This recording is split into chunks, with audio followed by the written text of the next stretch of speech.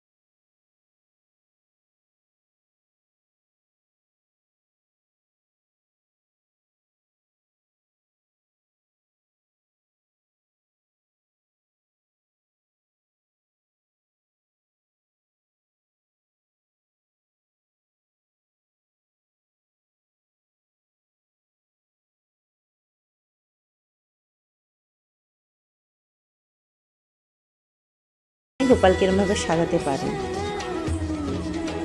কিন্তু গোপালকে যখন সিংহাসন থেকে উঠিয়ে আপনি অঙ্গরাগের জন্য নিয়ে যাবেন, তখন গোপালের সিংহাসনটা কিন্তু একদম ফাঁকা রাখবে না। সেই সিংহাসনে আপনি গোপালের বাঁশি আর কিছু ফুল রেখে দেবেন, তাহলে গোপালের সিংহাসন ফাঁকা থাকবে না। এবার গোপালের মাথার ওপরটা আমি কালো রং দিয়ে চুলের মতো করে নিচ্ছি। গোপাল যদিও ফলস চুল পরবে, তবু এই জায়গাটা কালো করে দিলে দেখতে আরও ভালো লাগে।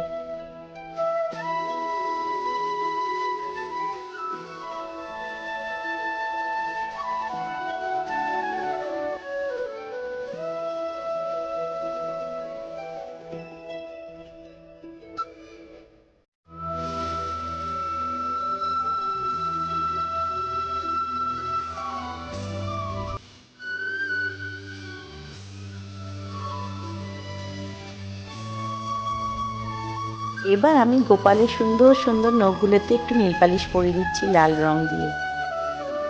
গোপাল হাতটা এরকম করে রাখে, এর মধ্যেই আমরা লাড্ডু বা নাড়ু যা ইচ্ছা দিয়ে থাকি।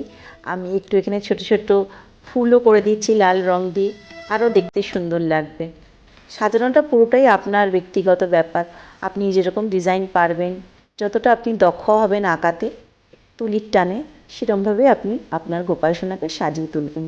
এখানে আমি গোপাল সোনার লাড্ডুটাকে একটু রং করে দিচ্ছি, একটু ডিজাইন করছি, হলুদ রং করে দিচ্ছি আর লাল দিয়ে একটু একটু শেড দিয়ে দিচ্ছি। আমার গোপাল সোনার লাড্ডুটা বাঁ হাতে এরকম নিচের দিকে রয়েছে।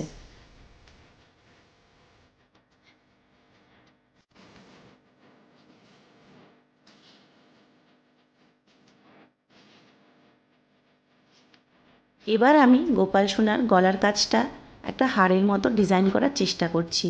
আমি এরকম করে তুলিটা দিয়ে হলুদ রং দিয়ে একটা ছোট্ট হারের মতো করে দিচ্ছি। এবার আমি এর মধ্যে লাল সাদা রং দিয়ে শেড দিতে থাকবো।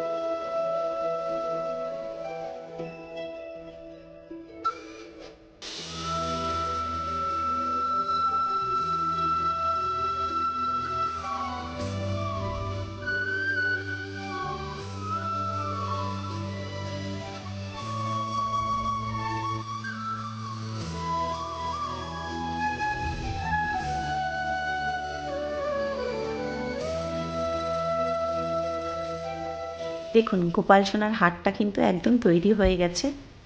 লাল সাদা আর হলুদ দিয়ে সুন্দর করে শেড দিয়ে আমি বানিয়ে দিয়েছি গোপাল সোনার জন্য একটা ছোট্ট হার।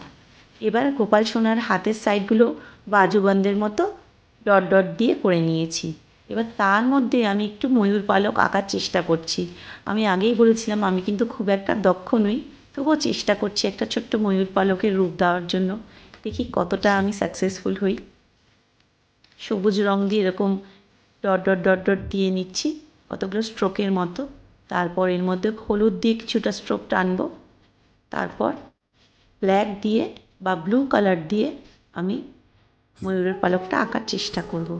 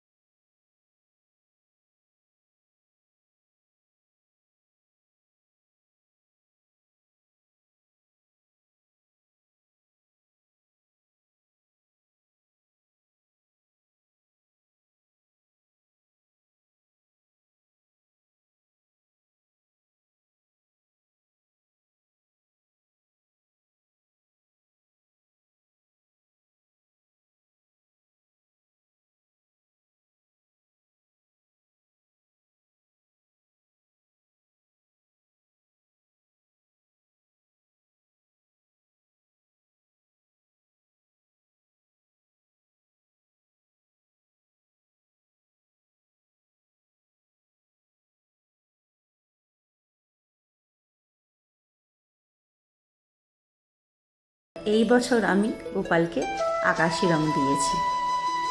অন্য রকম লাগছে পুরো আমার গোপালটাকে। আমি চিনতেই পারছি না যে এই গোপাল সোনাটাকেই আমি কিছুক্ষণ আগে সাজাতে বসেছিলাম। দেখুন কি সুন্দর যে লাগছে গোপাল সোনাকে, বলে বোঝাতে পারবো না। আমি তো সামনাসামনি দেখছি, আপনারা হয়তো ক্যামেরার মারফত দেখছেন, কিন্তু সত্যিই খুব ভালো লাগছে। সবই তারই ইচ্ছা। উনি হয়তো এত সুন্দর সাজতে চেয়েছিলেন, তাই জন্য আমার হাতে উনি ছোঁয়াতে এত সুন্দর সেজে উঠেছেন। এটা আমার কোনো কৃতিত্ব না, সবই ওনার কৃতিত্ব। এরপরে আমি চোখের উপরটা একটু লাল রং দিয়ে দিচ্ছি, যাতে আরও এই জিনিসটা ব্রাইট হয়ে ওঠে।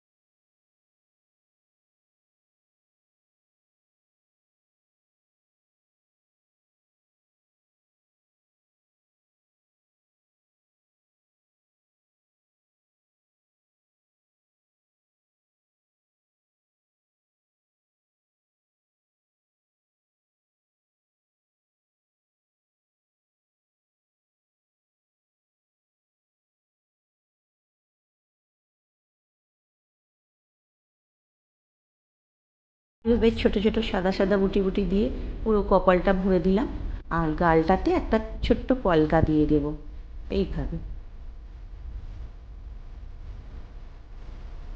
আপনি যদি কলকা আঁকতে না পারেন, তাহলে গালটাতেও ছোটো ছোটো এরকম বুটি বুটি দিয়ে দিতে পারেন। আমার দুগালে কলকা করা হয়ে গেছে। আমার গোপাল সোনার সাজ প্রায় শেষ হয়ে এসছে। আমাদের গোপাল সোনা কিন্তু এক্কেবারে সেজেগুজে রেডি হয়ে গেছে। আমি গোপাল সোনাকে সাজাতে বসেছিলাম 3টে সাড়ে 3টের সময়, আর এখন প্রায় 5:30 6টা বাজতে চললো। মোটামুটি এই সময়টুকুই আমার লেগেছে। এই গোপাল সোনার সাজ সম্পূর্ণ হয়ে গেছে। গোপাল সোনাকে আমি বাইরে নিয়ে এসেছি আমার তুলসী মঞ্চের সামনে। দেখুন কী যে অপরূপ লাগছে গোপাল সোনাকে, সত্যি মন ভরে যাবে এইভাবে গোপাল সোনাকে দেখলে পরে। আর গোপাল সোনাকে আমি এখানে একটা থালার মধ্যে বসিয়ে দিয়েছি সূর্যাস্তের সময়। কী যে ভালো লাগছে এই ভিডিওটা করতে আমার, সত্যি মনটা ভরে গেল। এবার গোপাল সোনাকে গোপাল সোনার সিংহাসনে বসিয়ে দিলাম, আর গোপাল সোনাকে এবার সুন্দর জামাটা পরিয়ে দেব, আর গয়না